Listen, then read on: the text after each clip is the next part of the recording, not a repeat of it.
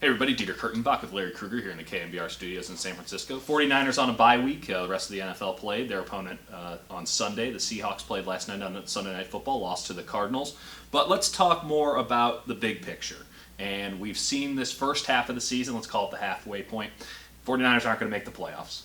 It looks like they have a much better chance of getting the number one pick.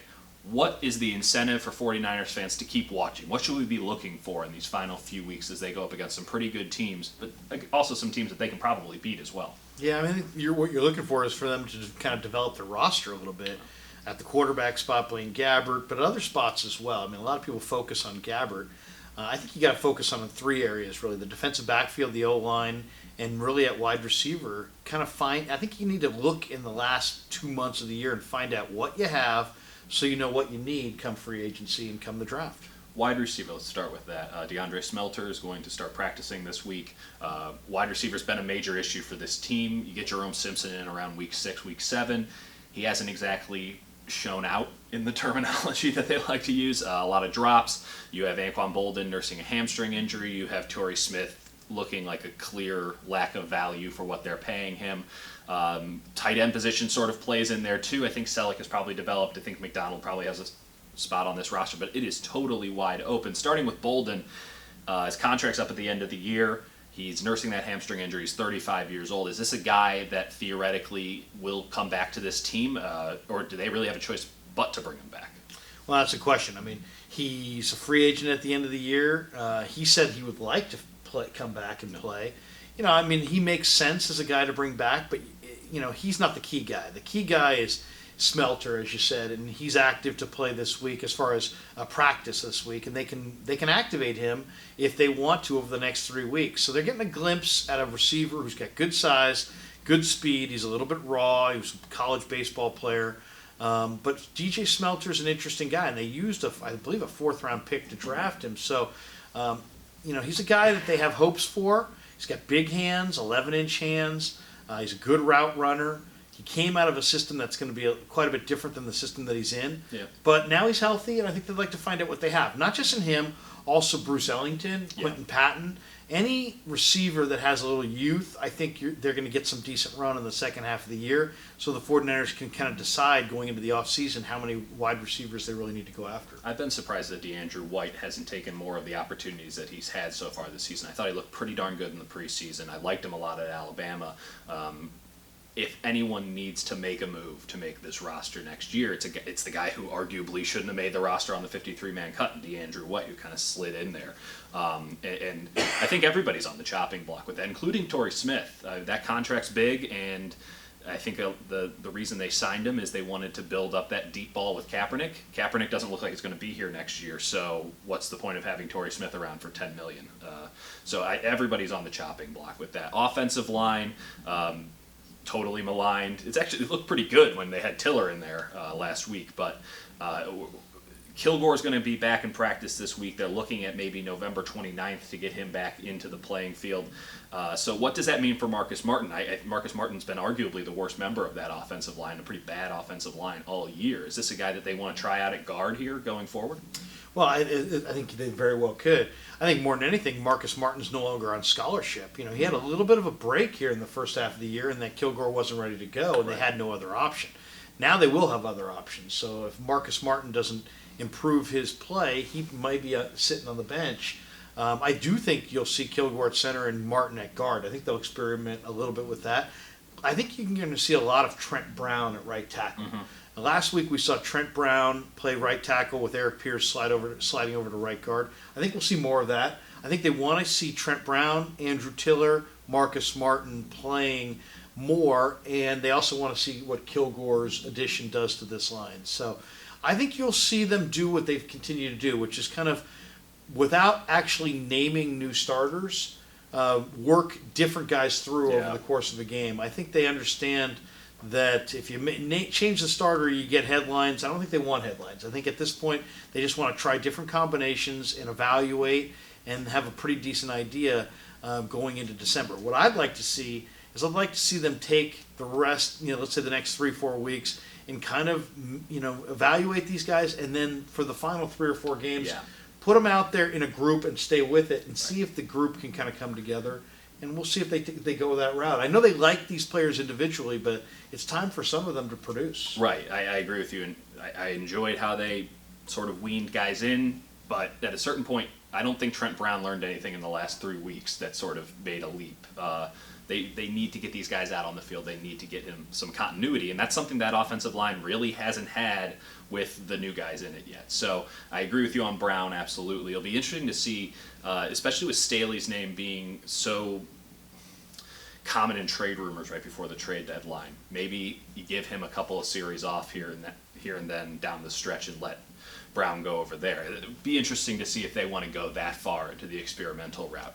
With Blaine Gabbert, this is a guy who's under contract for next year. He's got the starting job for as long as he can hold on to it. Who the heck knows anymore with this team?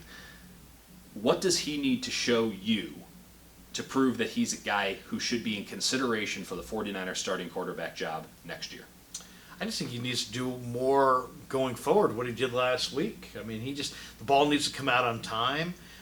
He needs to try to produce as many first downs and points as possible. I mean, you want to see the offense get into a consistent rhythm. And more than anything, now when they go up against the Seattles and they got another game with the Rams, I mean, they got some tough opponents in the second half of the year. What can he do against better competition? A lot of people are saying, hey, that was great. He looked great. But, that wasn't Seattle. That wasn't Arizona. Now we're going to see him against Arizona and Seattle, and we'll see exactly, how much he's progressed. But I think more than anything, they just want to see the ball come out on time and the offense develop a little bit of flow, a little bit of rhythm.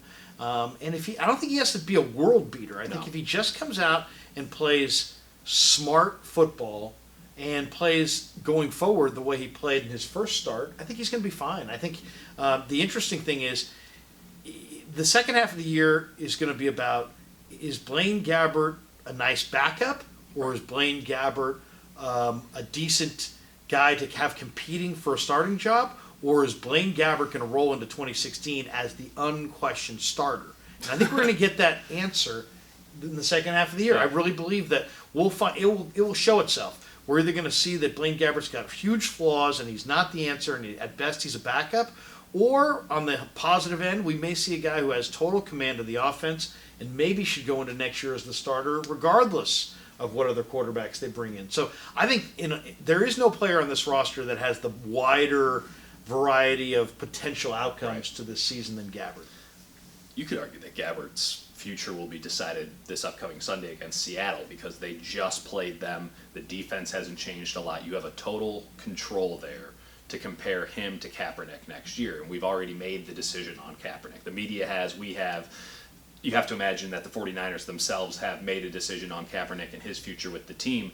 If Blaine Gabbert goes out there and looks markedly better, and we'll all remember exactly how bad Kaepernick looked against that team, that's a really good indication that he might be with this team going forward.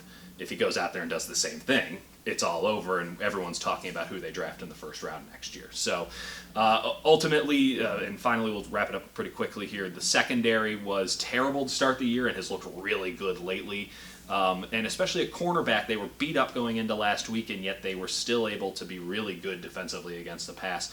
What do you see for that unit in the final few weeks of the season against some teams that can really air the ball out? Well, I'm looking at three safeties: Jimmy Ward, Derek Reed, and maybe most specifically Jaquaski Tart. Yeah.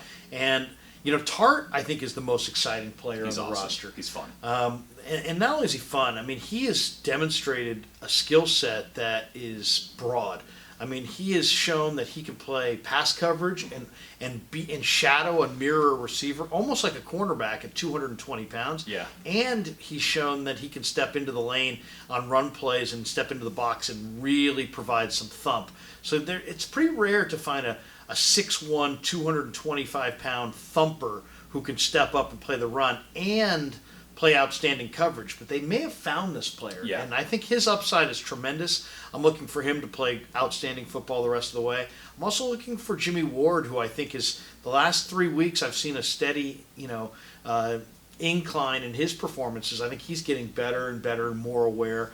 Those are the two guys, in addition to some of the undrafted guys. Yeah. But I think you're going to see them maybe even be aggressive on the waiver wire at the cornerback spot and continue to look for new bodies. But They've all Cromartie, I thought, looked really good. Yeah. Marcus Cromartie, I thought, looked really strong considering he's an undrafted free agent. And the receiver core that he was going up against. It's a darn good receiver core Atlanta had. Yeah, He was yeah. matched up with Julio Jones sometimes, and Julio Exactly. Jones was kind of a non-issue in that game, which is shocking to say against, what, 5th, 6th string cornerbacks? Oh, I mean, guys who were signed on Wednesday and are Yeah. starting on Sunday. I mean, Unbelievable. So the undrafted guys will get more of a look, but it's really Ward and Reed and Tart. Yeah. Can that trio kind of come together and show that they're the next impact secondary for the 49ers going forward? And I think there's a Yeah. real good chance that they may have 3 really nice pieces there. So I think Yeah. that's a building block for this defense. The front played well last Yes. week. Gerard Eddy and then was they're awesome. they're strong on the back end at Yeah. the safety spots. They may go into this next draft needing maybe a couple linebackers and a starting corner, and the rest of their needs might be on the offensive side of the football. So solidifying the front and the back end, to me, is a big part of on the to-do list, let's say, for the second half of the year. You think about linebacker core, you can go out and get a guy like Hodges in a trade mid-season. He's a darn good football player, and he was a good football player for Minnesota. There's an abundance of linebackers in this league, and not everyone's a Luke Kuechly, not everyone's a Navarro Bowman at the top of their powers, but you can get darn good linebackers for cheap in the NFL. It's hard to get good secondary help, and it's really hard to get good defensive linemen. Finally, on Tart, we didn't even, when he started this season, he was nothing but a run thumper. And everyone's really concerned about his ability to get out in coverage and do it. And he's turned into one of the best coverage guys on this team, and a pretty good coverage team. Not a lot of thumpers on that defensive secondary.